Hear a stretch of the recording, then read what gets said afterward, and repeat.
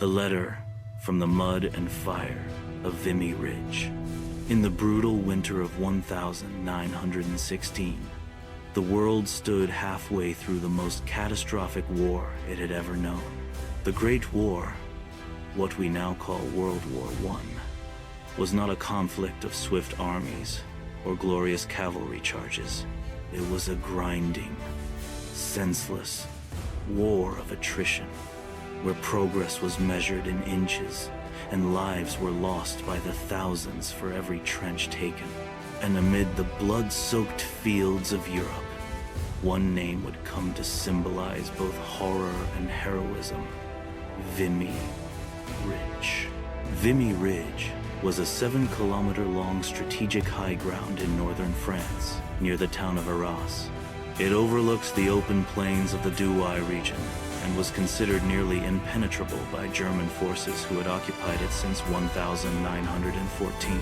The ridge had already resisted multiple French assaults, and by 1916, it had become a fortress of concrete bunkers, deep trenches, machine gun nests, and artillery positions carved into the chalky soil. By this time, Canada had entered the war as part of the British Empire, and its forces were increasingly taking on a frontline role. The men who fought at Vimy were not seasoned veterans. They were teachers, farmers, clerks, miners. Many of them had never left Canada before, and yet, in the mud of northern France, they were expected to stand against one of the strongest defensive positions in Europe. Life in the trenches near Vimy in 1916 was beyond grim. Men lived knee-deep in freezing mud, surrounded by rats, lice, and the constant fear of artillery bombardment or poison gas.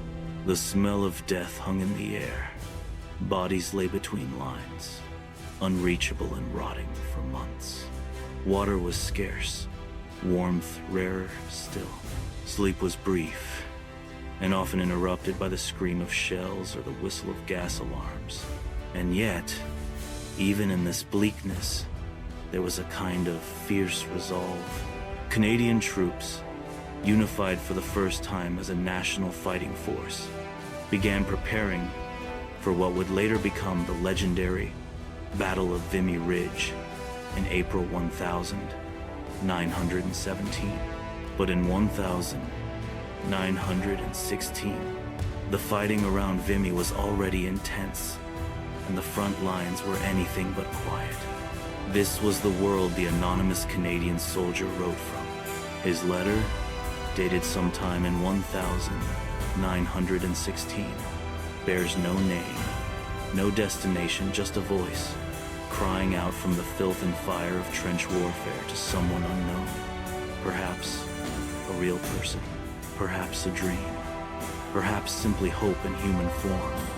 In it, we hear the heartbreak of a man who doesn't know if he'll survive the next dawn. The shells shake the earth around him. Death is not just near, it is constant. And yet, in the face of it, he clings to love, not to orders, not to medals, but to the image of someone far away, real or imagined, who gives him a reason to endure one more hour, to live through one more night. 1916 was a year of grim stalemates on the Western Front. The Battle of the Somme raged in the south, costing over 1 million lives. Verdun bled France white. The war had long since ceased to be about honor and had become a meat grinder for a generation. Still, letters continued to be written, more than 2 billion, sent and received during the war. Most were censored, many lost, but a few survived, like this one.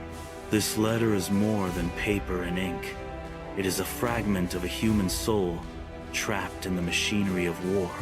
A soldier, likely no older than 25, reaching out from the edge of destruction towards something gentle, something human. He calls his unknown beloved my heart's anchor. He writes not to inform, but to survive psychologically, emotionally, spiritually. Through words, he keeps his humanity. What you are about to hear is not a military dispatch. It is not history written by generals. It is not politics or strategy. It is a heartbeat from a trench, a whisper across time, a love letter written under fire. And now, over a century later, we read it not as soldiers, but as witnesses, not as historians, but as human beings. My darling, I write to you, my heart's anchor, though I know not if these words will ever find you. The battle rages here at Vimy, the ground shakes with shells, and death is a constant companion. Yet in this chaos, I think of you, your smile, your warmth, the life we might have had. Are you waiting in some quiet town, or are you a dream I've spun to keep the darkness at bay? I see you in my mind, standing by a river, your eyes bright with hope. I want to come home to you, to hold you close, to forget the blood and mud of this place. But the war is cruel, and the post is unreliable. This letter may be lost, like so many others, but writing it makes you real to me. My love for you is my shield, my reason to fight another day. If I survive, I'll search for you, my darling, whoever you are. If I fall, know that my last thoughts were of you, my heart, yours until the end, yours in love and war, a Canadian soldier. World War I was a brutal display of human collapse, a landscape of mud, blood, and silences filled with screams. In the midst of such hell, it may seem strange that someone would still think about love, that between two shell bursts, inside a trench soaked with death, someone would reach for a pen and write to a beloved. But that is the quiet power of being human. Where logic and survival demand silence, the heart still speaks. This letter, written from the front lines of Vimy Ridge in 1916, is not military, it is deeply human. This unknown Canadian soldier may have never sent it.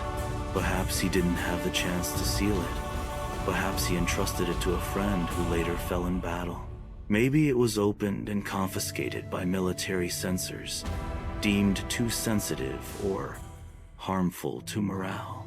Or perhaps he never intended to send it at all, because he knew, in the chaos of war, letters often didn't reach their destination. And yet, he wrote, in a place where every tremor of the earth could mean the end. He chose not to write a will, but a love letter, not addressed to a name, not to a street or a town, but to someone who represented the meaning of life itself. Maybe it was a real person left behind. Maybe it was someone he imagined to protect his sanity and his soul. But what matters is this: he believed love was still worth writing about. This letter may never have reached its intended reader, but it has reached us.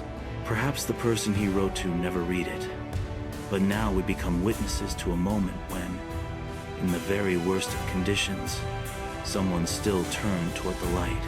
In a time when death was daily, this soldier chose to write about hope, about returning, about the dream of holding someone again, about a face by the river, eyes full of light. War breaks people, but love somehow holds them together. Nowhere in this letter is there mention of the enemy. No hatred, no violence, no revenge, only longing, memory, kindness. And this is what makes such letters powerful. We remember history with numbers and dates, but we feel it through words like these. This letter is proof that even in the darkest moments, love can endure. proof that words matter even when they never arrive. Even if they're lost, or buried, or hidden for decades, or pulled from the dirt and rust of old battlefields. This letter reminds us that war does not destroy all of humanity. As long as someone, in the middle of fire and smoke, begins a sentence with, "My darling, hope lives on,"